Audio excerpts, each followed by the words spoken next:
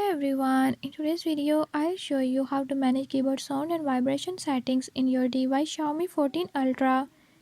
In this video I'm gonna share few tips that you can use to do it. If you found these tips helpful, press the subscribe button and ring the notification bell. Make sure to watch complete video and learn how you can do it. Let's watch the video.